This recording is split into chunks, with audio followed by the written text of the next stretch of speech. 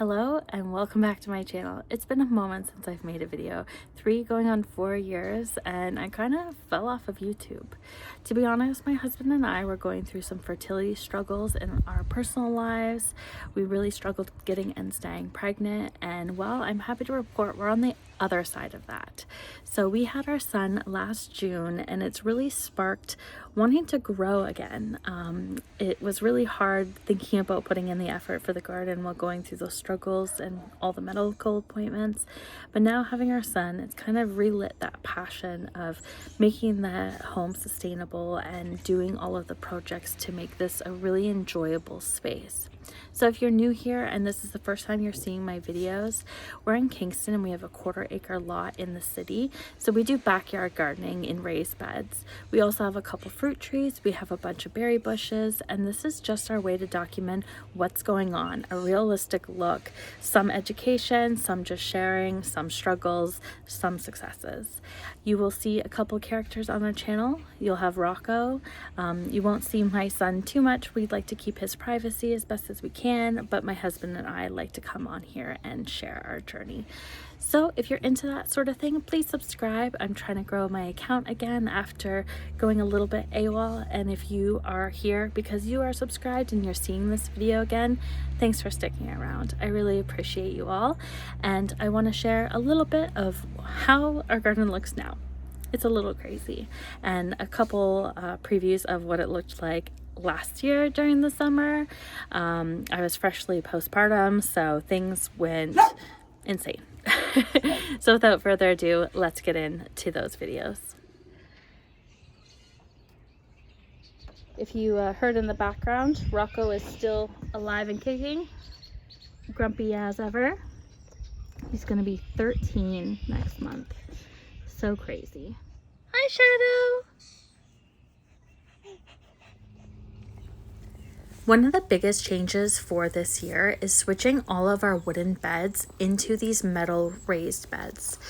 Our wooden beds had been in for multiple years and we're slowly starting to rot.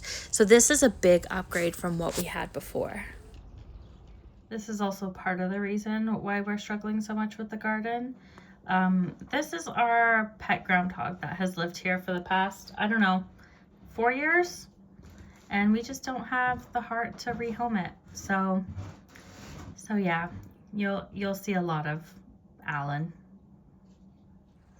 Going into the rest of the yard, you can definitely see some areas that took care of themselves. Our berry bushes are starting to get buds on them, and it's really exciting sign of spring. But then all the snow melts and you start to uncover things we've neglected, like our utilitarian space and all of our wood. This has been the biggest mess it's ever been, and as you can see, we didn't even do our compost drop off this year. So with the half projects and with all this cleanup, that's going to be our main priority getting into the spring season. And speaking of half projects, I thought it was smart to order a bunch of cattle panel that it's too cold to install. So that will be added to the list as well. Thankfully, spring is on its way, and I can tell this because there is massive areas of pooling water in the backyard of areas we still need to regrade. And the tasks include reshoveling shoveled snow like any good Canadian in hopes spring comes that much quicker. And thankfully, we do have a lot of rain in the upcoming forecast that has been washing away that snow.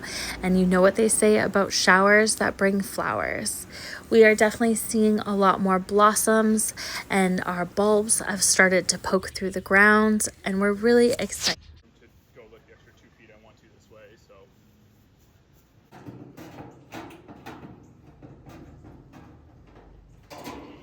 So we ended up getting these garden beds off of Amazon. I was really inspired by a friend of mine who updated hers. I really like how tall they are, and they are a bit shorter than the ones we had previously, but I don't think that's going to matter too much with our plans for them. So we did start the task of transferring over soil, and well, the rest of the yard, it was kind of a mess. Thankfully, a lot of our berry bushes, they actually take care of themselves, so we didn't have to fuss too much with them. But I wish I could say the same for the rest of the yard. We had overgrown grass, we had tons of weeds, and we had so many house projects to work on. Thankfully, though, our fruit trees are living their best lives and growing so tall. I can't believe how much they've changed. Back to the beds, though, you can see in the springtime, this is what they were looking like with weeds growing out the side.